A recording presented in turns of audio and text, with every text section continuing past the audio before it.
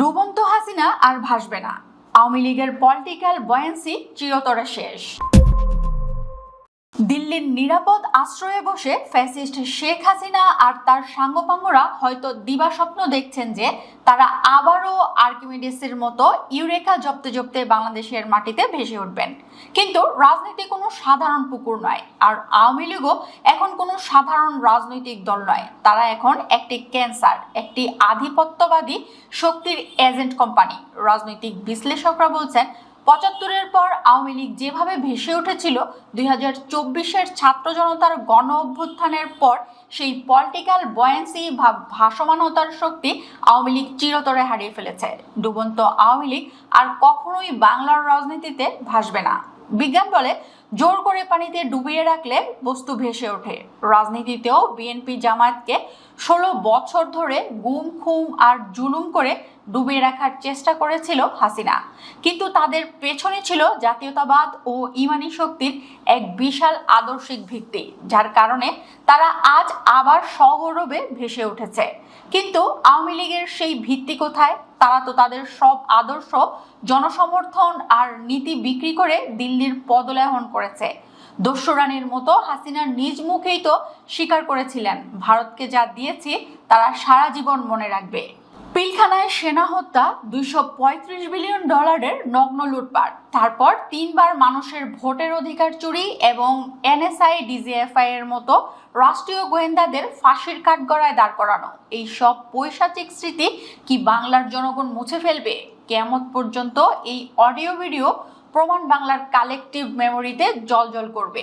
৭৫-এর পর আগাজো সুফিয়া কামাল বা জাফর ইকবালের মতো সুবিধাভোগীরা যেভাবে আওয়ামী লীগকে একটু একটু করে ভাসিয়েছিলেন, আজ আর সেই সুযোগ নেই। কারণ এখন ২০২৪ সাল। সিটিজেন জার্নালিজম আর সোশ্যাল মিডিয়ার এই যুগে আওয়ামী লীগ দালালরা কুসুম কুসুম সমালোচনা করে বিএনপির ঘাড়ে চেপে আওয়ামী লীগকে যতই ভাসানোর চেষ্টা করুক না কেন, জনতার তোপের মুখে তারা আজ খড়ের মতো ভেসে যাচ্ছেন। তোফায়েল আহমেদের মৃত্যুতে তাকে মহানায়ক সাজানোর যে চেষ্টা এই গুপ্ত লিগাররা করেছিল, তা মুহূর্তেই ডাস্টবিনে ছুঁড়ে ফেলেছে সচেতন নেটিজেনরা। বিশ্লেষকরা বলছেন, আওয়ামী নামের এই ক্যান্সারকে চিরতরে নির্মূল করতে হলে বিএনপি ও জামায়াতের এই ভাসমানতা শক্তিকে এক করতে হবে।